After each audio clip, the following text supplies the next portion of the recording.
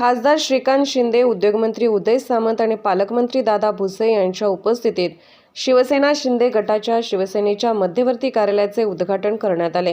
यावेळी खासदार श्रीकांत शिंदे यांनी स्थानिक पदाधिकाऱ्यांचे काम संघटित होऊन काम करण्याचा सल्ला दिला। शिवसेनेच्या शिंदे गटाच्या कार्यालयाचे आज धुळे शहरात उद्घाटन करण्यात आले।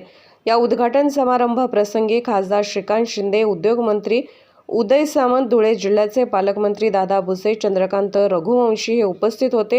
यावेळी खासदार श्रीकांत शिंदे, उद्योगमंत्री उदय सामंत आणि पालकमंत्री दादा भुसे यांचे JCB मधून पुष्पवृष्टी करत भव्य स्वागत करण्यात आले। यावेळी मान्यवरांच्या हस्ते शहरातील 40 कोटी रुपये खर्चाच्या रस्त्याचे उद्घाटन, शिवसेनेच्या शाखा फलकाचे अनावरण, शिवसेनेच्या कार्यालयाचे उद्घाटन हा कार्यक्रम यावेळी पार पडला। उद्योगमंत्री उदय सामंत यांनी यावेळी देखील स्थानिक पदाधिकाऱ्यांना भावी वाटचालीस शुभेच्छा देताना शिवसेनेचे लोकप्रतिनिधी निवडून आणण्यासाठी आपण सर्वांनी प्रयत्न करणे गरजेचे आहे। पक्षातील अंतर्गत गटबाजी दूर करून सर्वांनी एकत्रितपणे काम करण्याचा सल्ला देखील यावेळी उदय सामंत यांनी स्थानिक पदाधिकाऱ्यांना दिला।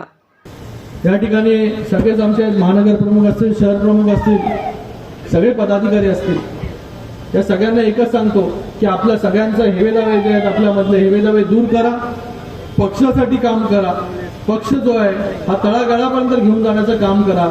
शासन आपल्या दारी हा कार्यक्रम एवढा इफेक्टिव्ह आहे, एवढा महत्वाचा आहे, त्याला तळागाळापर्यंत पोहोचवा। त्याला कुठलीच लिमिट नाही। जेवढं आपण काम कराल, जेवढे आपण लाभार्थी शोधाल, त्या लाभार्थ्यांना लाभ देण्याचं काम जे आहे हे सरकार या ठिकाणी करणार आहे। एकही लाभार्थी जो या धुळ्यामध्ये उरला नाही पाहिजे की त्याला असं वाटलं नाही पाहिजे की बाबा सरकार माझ्यापर्यंत पोहोचलं नाही।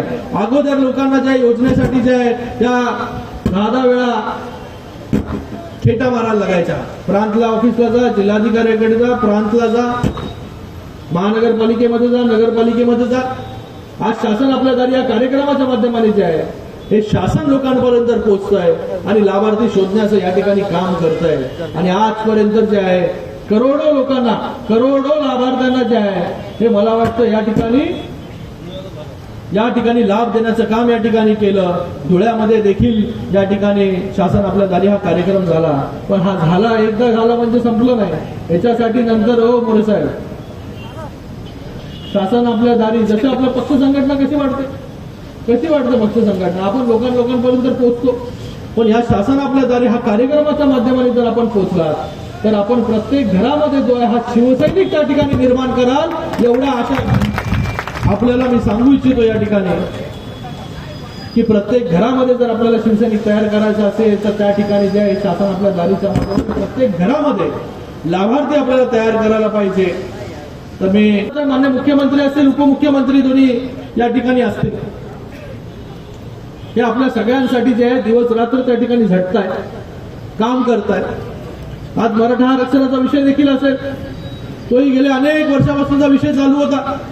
कोणाला वाटलं नव्हतं की मराठा समाजाला जो आहे तो त्या ठिकाणी आरक्षण मिळेल, पण आज शिंदे साहेबांनी ते आणि मुख्यमंत्री असतील, उपमुख्यमंत्री दोन्ही असतील, या सगळ्यांनी मिळून आपल्या सरकारने जे आहे हे मराठा समाजाला 10% आरक्षण जे आहे देण्याचं काम जे आहे ते त्या ठिकाणी केलं।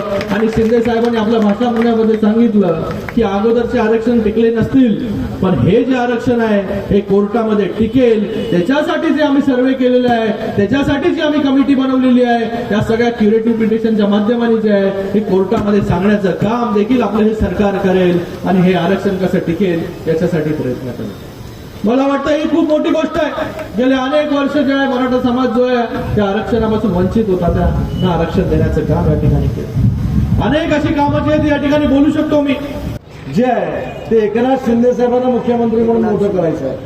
म्हणून जे आपण चांगलं काम करताय, दादासाहेबांना देखील मला एक विनंती करायची आहे की हे सगळे जर एकत्र आले तर आपल्या मनातल्या सगळ्या इच्छा पूर्ण होऊ शकतील। फक्त एकत्र आणण्यासाठी एक आता नारळ यांच्या सगळ्यांवरून ओळून टाकण्याची गरज आहे, एवढंच शिल्लक राहिलेलं आहे। पण प्रत्येकाची ताकद आहे। शिवसेनेमध्ये काम करणाऱ्या एकनाथ शिंदे साहेबांच्या नेतृत्वाखाली काम करणाऱ्या प्रत्येक पदाधिकाऱ्याची ताकद आहे आणि म्हणून ही ताकद आम्हाला या ठिकाणी दिसते। परंतु आपापसातली ताकद जर विभागली, आपापसामध्ये गटतट झाले तर समोरच्याला फायदा मिळतो, हे देखील थोडं सगळ्यांनी आत्मसात केलं पाहिजे। जर आपल्याला शिंदे साहेबांना मोठं करायचं असेल, जर शिंदे साहेबांचं नेतृत्व हे श्रीकांत शिंदे साहेबांच्या नेतृत्वाखाली पुढे न्यायचं असेल तर पहिलं प्रत्येकानं 4 पावलं मागे यायला शिकलं पाहिजे, या मताचा मी आहे। मी आज मंत्री म्हणून आपल्याला विनंती करतो कारण जी संघटना धुळ्यामध्ये आहे ती धुळ्यामधली संघटना महापौर बनू शकतो, आमदार बनू शकते, एवढी ताकद तुमची सगळ्यांची आहे. परंतु आपापसामध्ये जर ही ताकद विभागली गेली तर मला असं वाटतं की आपलं स्वप्न पूर्ण होणार नाही. आज आपल्या महानगरपालिकेच्या संघटनेचा जर आपण उल्लेख केला तर अतिशय चांगलं सामाजिक काम तुम्ही करताय. पण याच्यामध्ये लोकांना विश्वास दिला पाहिजे की आता आम्ही सगळे एकत्र आहोत.